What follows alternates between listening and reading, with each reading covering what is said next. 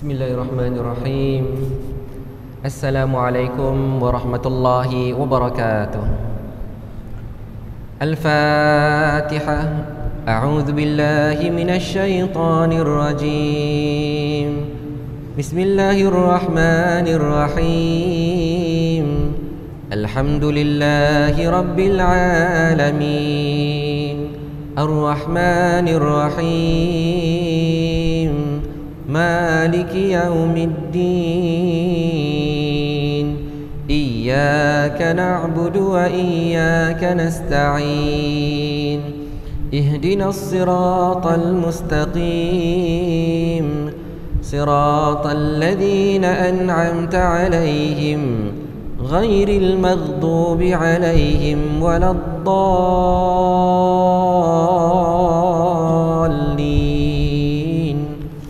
آمين. بسم الله الرحمن الرحيم.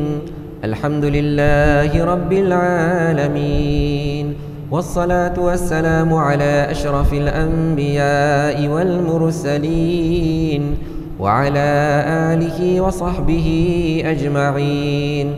اللهم ربنا زدنا علما نافعا وارزقنا فهما واسعا. اللهم افتح علينا حكمتك واشر علينا من خزائن رحمتك يا أرحم الراحمين.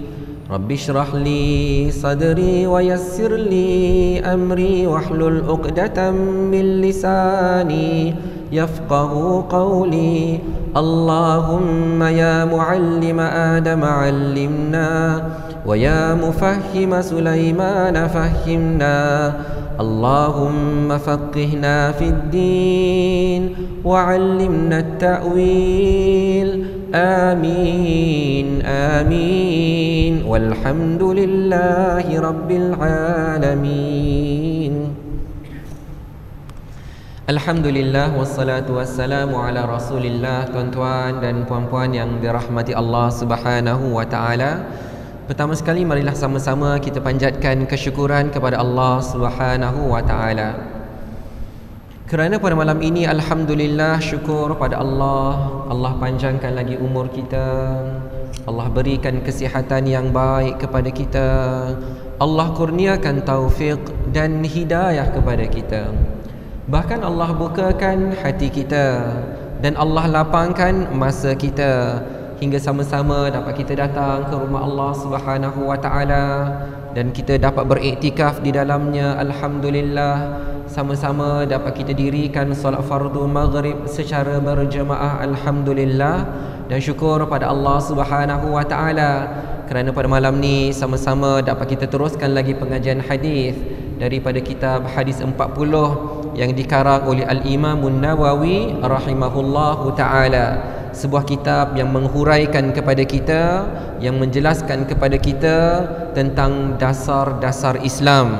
Sebagai orang yang beriman kepada Allah Subhanahu wa ta'ala, wajiblah kita mengetahui tentang agama kita dan kita mengamalkan apa yang disampaikan oleh Nabi Muhammad sallallahu alaihi wasallam. Jadi pada malam ini, tuan-tuan dan puan-puan dirahmati Allah, saya akan bacakan sekali lagi nas hadis yang kedua dan terus menyambung huraian sebagaimana yang disebutkan oleh Syekh Ibnul Attar rahimahullahu ta'ala, yang merupakan anak murid kanan kepada Al-Imam An-Nawawi rahimahullahu ta'ala. Hadis yang kedua, An Umar radhiyallahu anhu aidan qala: بينما نحن جلوس عند رسول الله صلى الله عليه وسلم ذات يوم إذ طلع علينا رجل شديد بياض الثياب شديد سواد الشعر لا يرى عليه أثر السفر ولا يعرفه منا أحد حتى جلس إلى النبي صلى الله عليه وسلم فأسند ركبتيه إلى ركبتيه ووضع كفيه على فخذيه وقال: يا محمد أخبرني عن الإسلام. فقال رسول الله صلى الله عليه وسلم: الإسلام أن تشهد أن لا إله إلا الله وأن محمد رسول الله وتقيم الصلاة wa tu'tiyaz zakah wa tasuma Ramadan wa tahujjal baita in istata'ta ilaihi sabila. Qala sadaqta. Fa'ajibna lahu yas'aluhu wa yusaddiquhu. قال فأخبرني عن الإيمان قال أن تؤمن بالله وملائكته وكتبه ورسله واليوم الآخر وتؤمن بالقدر خيره وشره. قال صدقت.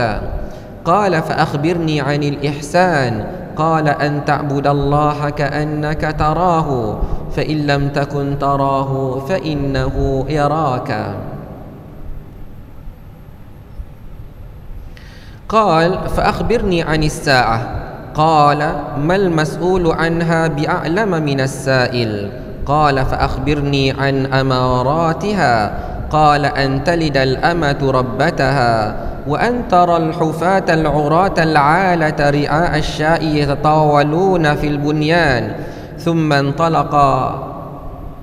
انطلق فلبث مليا. ثم قال يا عمر أتدري من السائل؟ قلت الله ورسوله أعلم. قال فإنه جبريل أتاكم يعلمكم دينكم. Hadis yang kedua merupakan hadis yang dikenali sebagai hadis Jibril, kerana di dalam hadis ini Jibril alaihi salam mendatangi Rasulullah sallallahu alaihi wasallam dalam rupa paras manusia. Sebagaimana yang kita telah jelaskan pada minggu yang lalu, hadis ini merupakan dalil bahawa para malaikat yang Allah Subhanahu wa taala jadikan dengan izin Allah boleh bertukar daripada bentuk asal mereka kepada bentuk manusia, sebagaimana mereka telah mendatangi para nabi yang terdahulu seperti Nabi Ibrahim alaihi salam, sebagaimana mereka telah mendatangi berjumpa dengan Nabi Lut alaihi salam, mereka telah datang berjumpa dengan Maryam alaihi salam dan sebagainya. Jadi saya bacakan terjemahan hadis ini.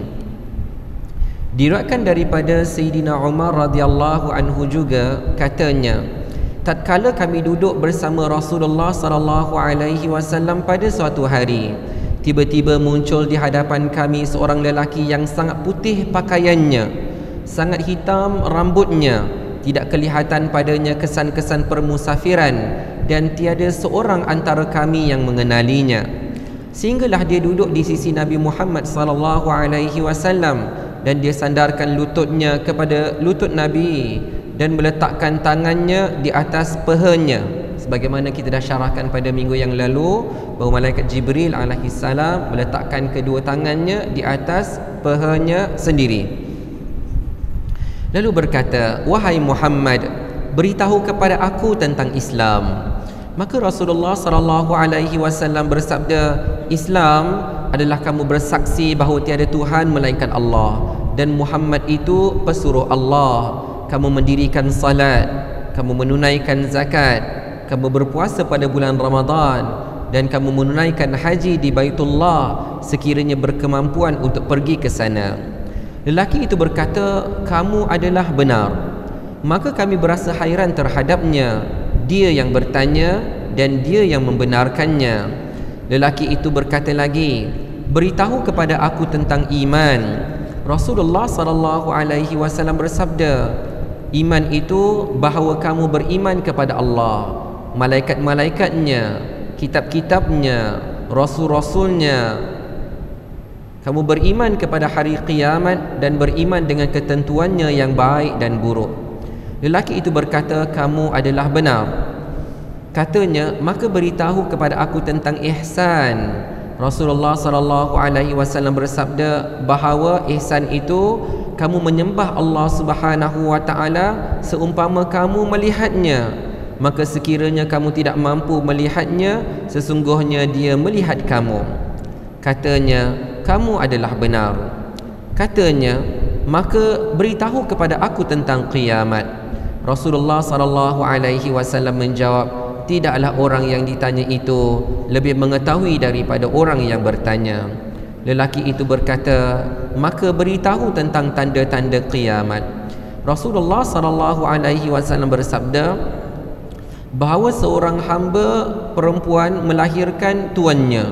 Kamu melihat orang yang berkaki ayam, bertelanjang, miskin dan menggembala kambing akan berlomba-lomba membina bangunan yang tinggi.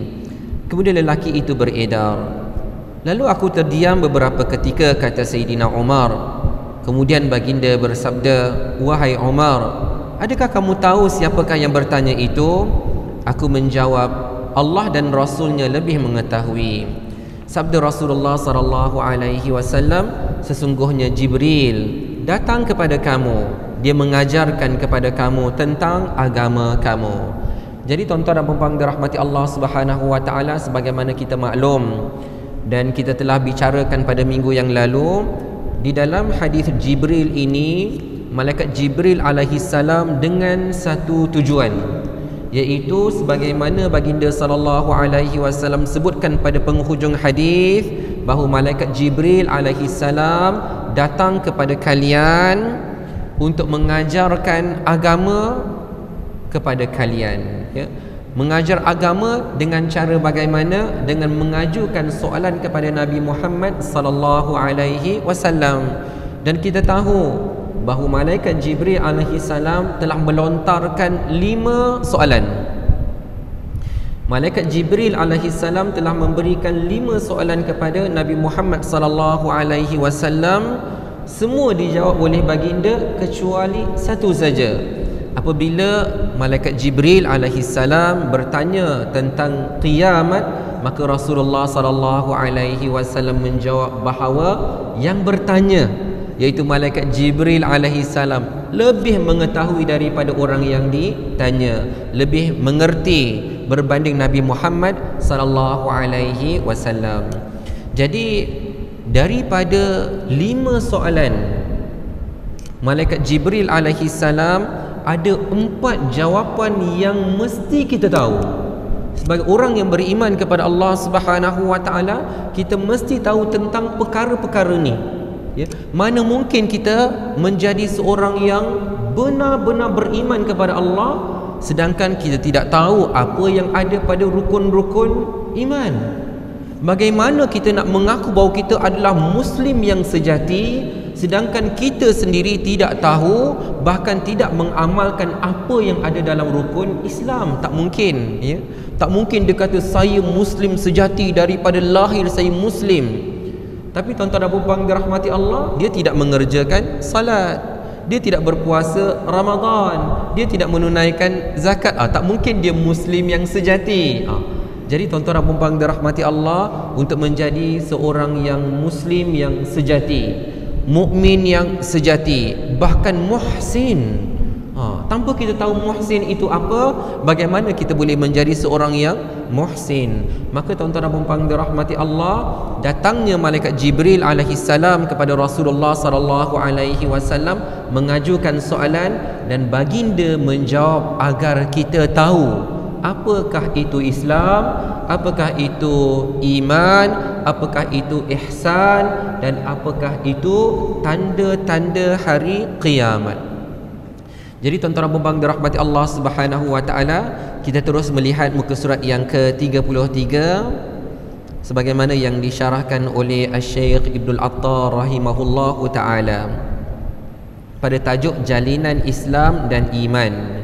Jalinan Islam dan iman, dalam erti kata yang lain, hubung kait di antara kedua-duanya, hubungan di antara Islam dan iman. Asy-Syaikh Abu Amru Ibn Salah rahimahullahu ta'ala tatkala menghuraikan hadis ini berkata, sabda Rasulullah sallallahu alaihi wasallam, ya, dalam hadis ini, sebenarnya bila dikatakan akhbirni anil Islam, beritahu kepada saya tentang Islam, itu bukan kata-kata Rasulullah sallallahu alaihi wasallam. Itu adalah kata-kata malaikat Jibril alaihi salam yang bertanyakan soalan kepada baginda sallallahu alaihi wasallam. Kemudian qala al-Islam, kemudian baginda menjawab, maka Rasulullah sallallahu alaihi wasallam menjawab, Islam adalah kamu mengucap 2 kalimah syahadah, kamu bersaksi bahawa tiada Tuhan yang layak disembah melainkan Allah, sesungguhnya Nabi Muhammad sallallahu alaihi wasallam itu pesuruh Allah. Kamu dirikan salat, kamu berpuasa dalam bulan Ramadan, kamu menunaikan zakat, dan kamu melaksanakan ibadah haji sekiranya kamu mampu untuk melakukannya. Baik. Kata Asy-Syaikh Abu Amru Ibn Salah, ia adalah penerangan tentang dasar iman, ya, muka surat yang ke-34.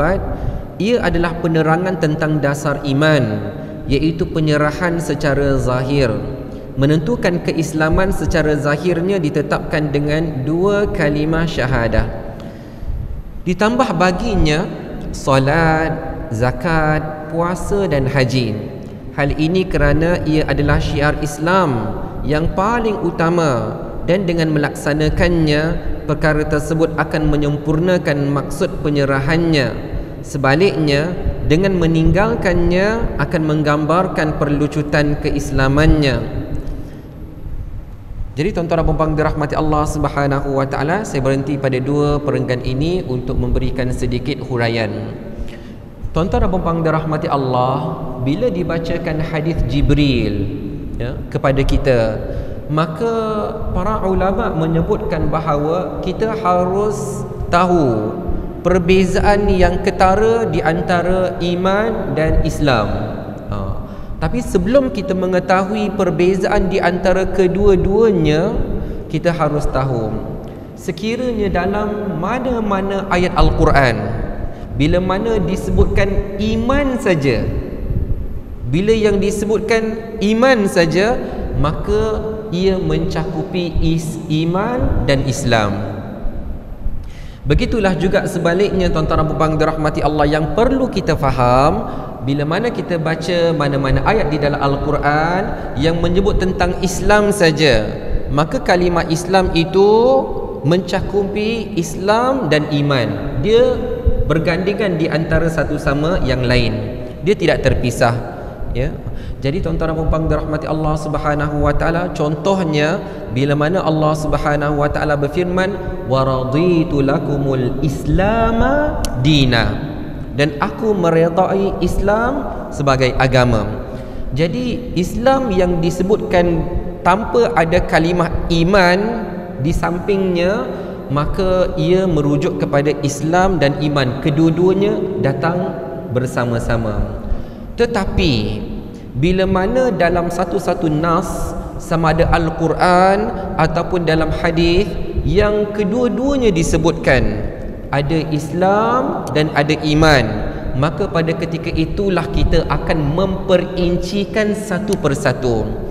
Dengan erti kata yang mudah, bila kita sebut tentang Islam, kerana datangnya persoalan akhbirni anil Islam, maka Islam, bila disebutkan Islam, maka kita akan terus tergambar bahawa ia merupakan perkara-perkara yang diperintahkan oleh Allah Subhanahu wa taala daripada sudut zahir. Daripada sudut zahir, perkara-perkara yang perlu kita laksanakan, mengucap 2 kalimah syahadah, kita kena lafazkannya, kita kena sebutkannya.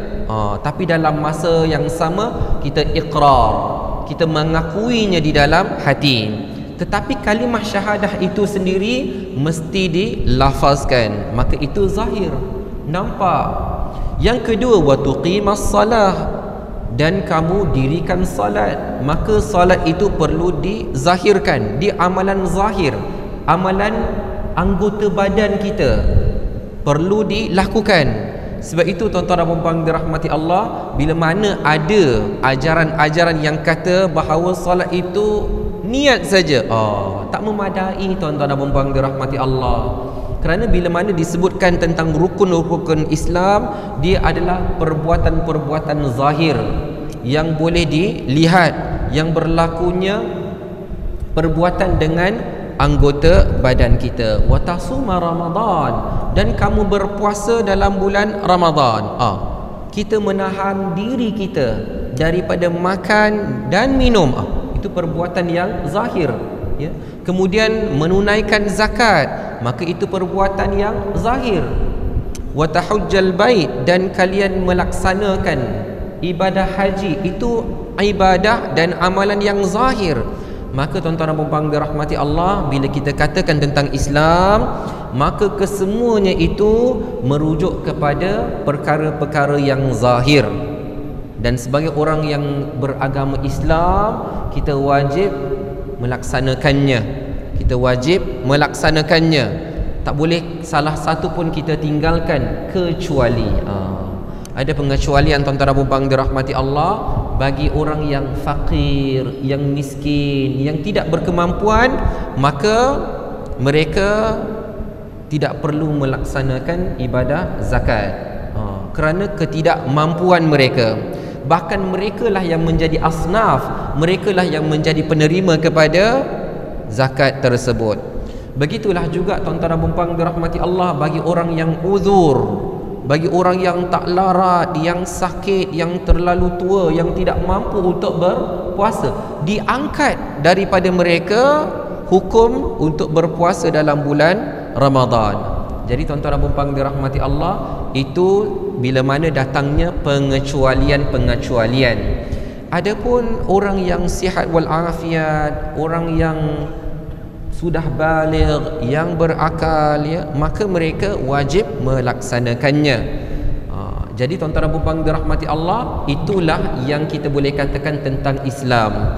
Adapun iman, iman ini pula tuan-tuan dan puan-puan dirahmati Allah adalah urusan batin, urusan dalaman kita, urusan hati kita, di mana kita penuh yakin kepada Allah Subhanahu wa taala, penuh kepercayaan kepada Allah Subhanahu wa taala, dengan meyakini sifat-sifat Allah Subhanahu wa taala, nama-nama Allah Subhanahu wa taala.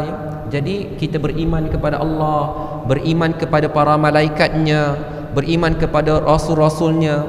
Semua beriman tersebut tuan-tuan dan puan-puan dirahmati Allah adalah amalan-amalan batin, amalan-amalan di dalam hati kita. Cuma tuan-tuan dan puan-puan dirahmati Allah, insya-Allah bila mana kita akan huraikan, ya, sebagaimana disebutkan di dalam kitab kita, bila mempericikan bagaimana beriman dengan Allah, bagaimana beriman dengan malaikat, bagaimana beriman dengan rasul, bagaimana beriman dengan hari kiamat. Dekat situ nanti akan ada perinciannya tuan-tuan dan puan-puan yang dirahmati Allah.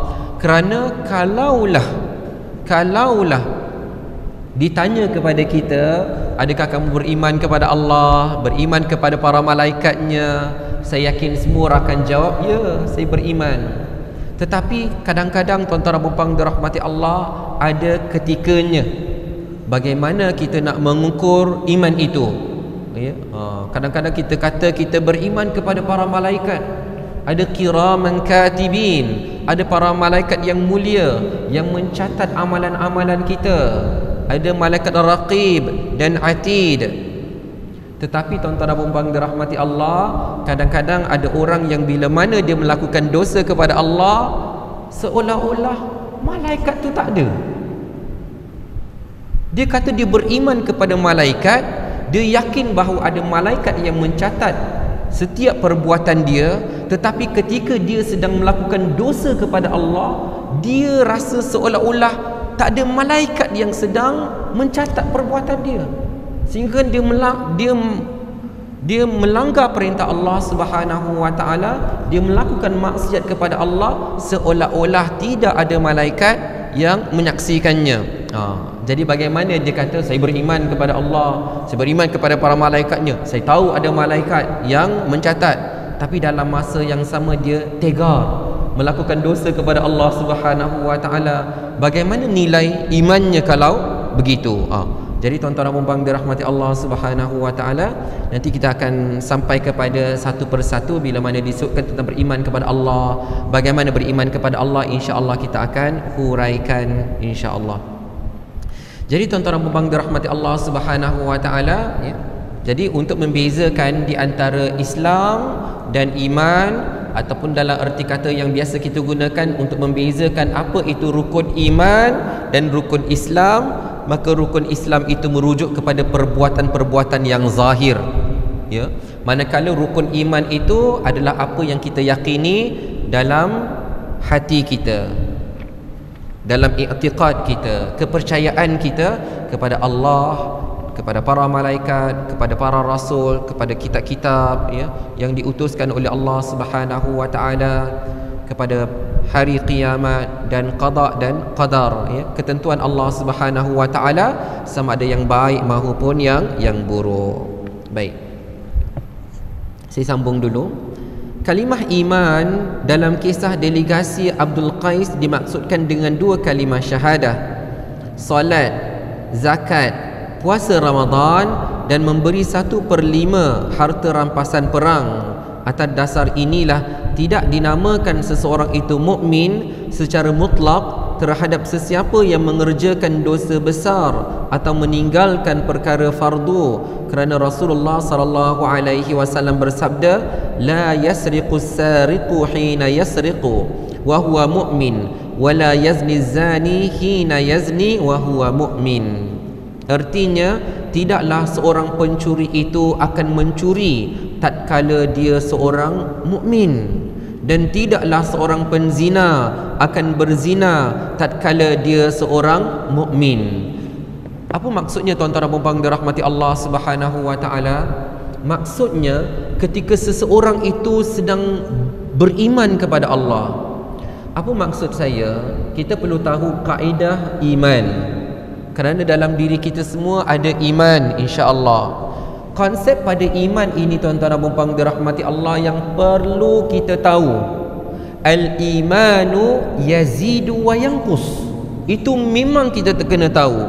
Iman ini dia boleh bertambah dan dia boleh berkurang. Ya. Kalau ikutkan macam percentage, dia boleh 100%, dia boleh 0%. Dia tidak menukarkan status dia, ya, sebagaimana disebutkan seorang yang mencuri, dia tidak mencuri, ya, ketika dia sedang beriman. Maksudnya apa tuan-tuan dan puan-puan dirahmati Allah? Waktu tu iman dia lemah sekali, iman dia rendah sekali, sehingga kan iman yang dia ada ketika itu tak mampu mengawal diri dia.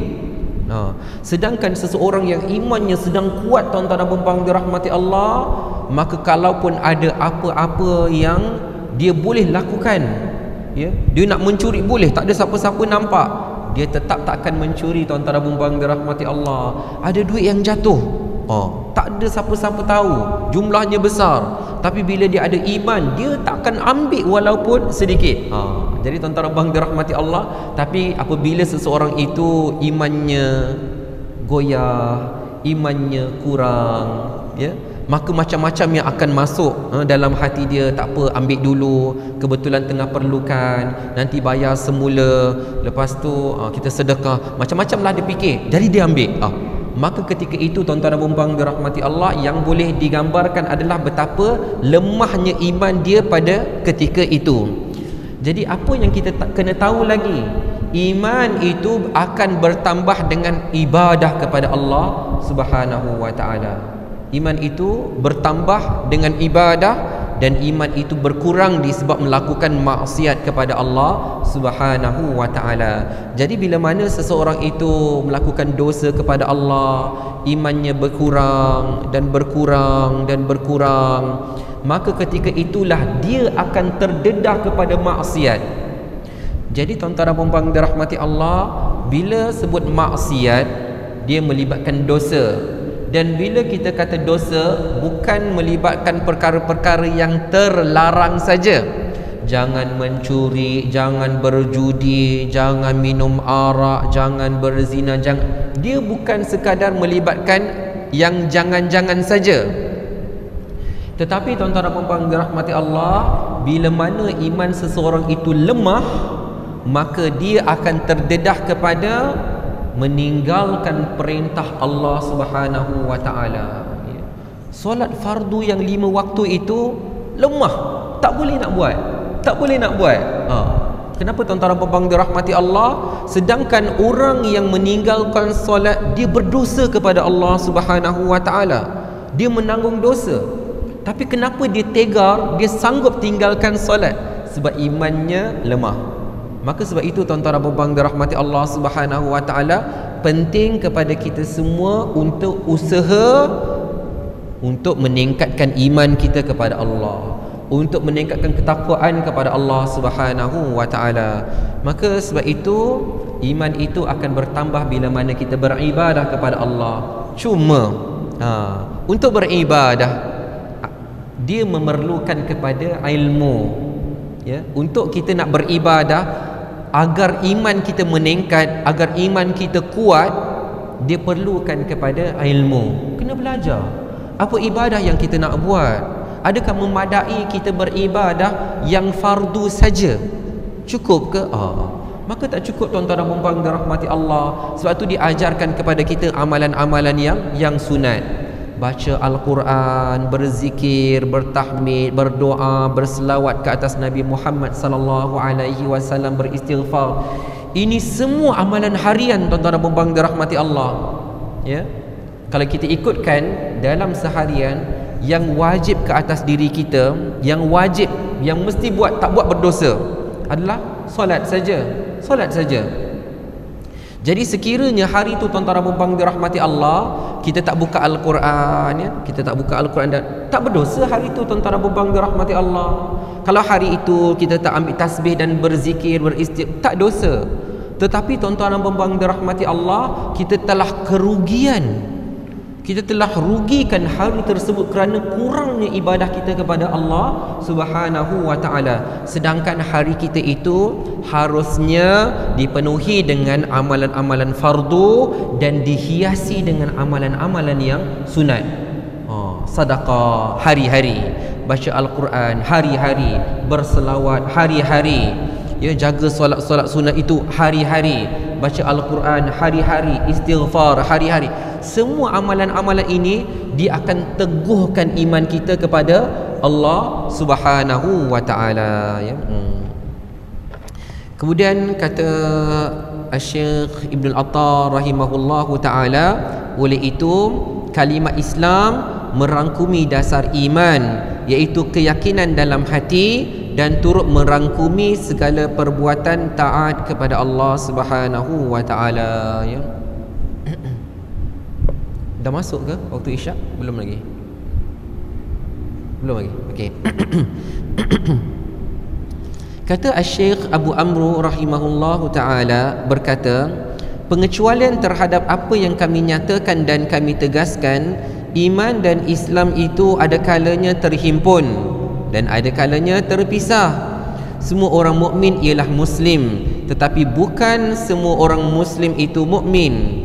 Mazhab jumhur para salaf berpendapat iman itu bertambah dan berkurang, ya. Para muhakkik dalam kalangan kami ahli mutakallim berkata, sifat membenarkan at-tasdiq itu tidak bertambah dan tidak berkurang. Manakala iman secara syar'i itu akan bertambah dan berkurang berdasarkan pertambahan buah-buah keimanan, iaitu amalannya, ya. Jadi tuan-tuan dan puan-puan dirahmati Allah Subhanahu wa taala, itu yang disebutkan. Saya baca sedikit lagi. Syekh Taqiyuddin Abu Amr Ibn Salah berkata, pendapat yang lebih jelas wallahu a'lam, kepercayaan akan bertambah dengan banyak mengkaji dan dalil-dalil yang jelas. Ini yang dimaksudkan dengan ilmu. Bila mana kita makin banyak belajar dan kita amalkan apa yang kita belajar, maka akan bertambah iman kita kepada Allah Subhanahu wa taala. Oleh yang demikian, iman para siddiqin lebih kuat berbanding iman golongan yang lain, iaitu dari sudut tidak berlaku kesamaran dan tidak tergoncang iman mereka apabila berhadapan dengan sesuatu perkara. Bahkan hati-hati mereka sentiasa bercahaya sekalipun berhadapan dengan pelbagai keadaan. Adapun selain daripada mereka seperti golongan muallaf atau dan seumpamanya, maka keadaan mereka tidak sedemikian. Jadi tuan-tuan dan puan-puan dirahmati Allah, perkara ini tidak dapat dinafikan dan seorang yang berakal tidak akan meragui bahawa sifat at-tasdiq membenarkan dalam diri Abu Bakar As-Siddiq tidak sama dengan sifat at-tasdiq manusia biasa. Jadi tuan-tuan dan puan-puan dirahmati Allah, Sebagaimana kita tahu, gelaran As-Siddiq diberikan kepada Sayyidina Abu Bakar radhiyallahu anhu, ya, kerana kepercayaannya yang sangat tinggi kepada Nabi Muhammad sallallahu alaihi wasallam. Sebagaimana kita tahu, pulangnya Rasulullah sallallahu alaihi wasallam daripada peristiwa Isra dan Mi'raj. Kemudian baginda sallallahu alaihi wasallam menceritakan perkara-perkara tersebut, ya. Abu Jahal kumpulkan orang-orang dan suruh mereka menilai kisah yang dibawa oleh Nabi Muhammad sallallahu alaihi wasallam, perjalanan baginda yang malam tadi. Ketika itu tuan-tuan dan puan-puan dirahmati Allah, orang-orang yang kafir semakin jauh daripada kebenaran, makin tak percaya kepada Nabi Muhammad sallallahu alaihi wasallam. Manakala ada orang-orang Islam yang menjadi goyang iman mereka mendengar kisah Nabi Muhammad sallallahu alaihi wasallam. Ketika itu Abu Jahal dia cari satu jalan, macam mana nak meruntuhkan kepercayaan iman orang-orang yang beragama Islam ketika itu. Mereka cari Abu Bakar As-Siddiq dan bertanyakan soalan itu, bahawa sahabat kamu Muhammad telah menyebutkan bahawa dia telah pergi ke Masjid Aqsa, ya, malam tadi, dan dia telah pulang ke sini pagi ini. Mereka sangat-sangat mengharapkan bahawa Abu Bakar akan meragui perkara tersebut. Tapi Abu Bakar As-Siddiq radhiyallahu anhu dengan tenang saja dia bertanya, adakah itu yang dia katakan? Itu yang dia katakan? Itu yang Rasulullah katakan? Mereka jawab, ya. Kalau dia kata itu yang dia katakan, maka saya percaya. Tanpa ragu-ragu lagi. Ini luar biasa tuan-tuan dan puan-puan dirahmati Allah. Tanpa persoalan lagi.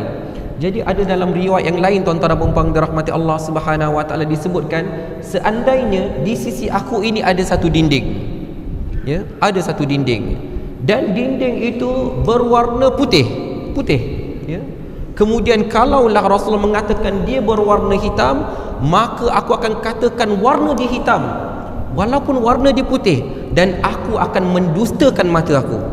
Aku kata mata aku yang menipu, dan dia tak akan mendustakan Nabi Muhammad sallallahu alaihi wasallam. Itu nak katakan tasdiq, kalau dia betul-betul beriman, kuat iman dia kepada Allah Subhanahu wa taala, tak meragui Rasulullah sallallahu alaihi wasallam langsung, ya.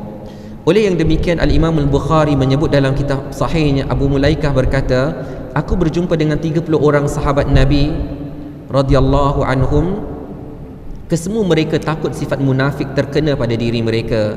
Tiada seorang pun dalam kalangan mereka yang berkata bahawa keimanannya setanding iman Jibril dan Mikail.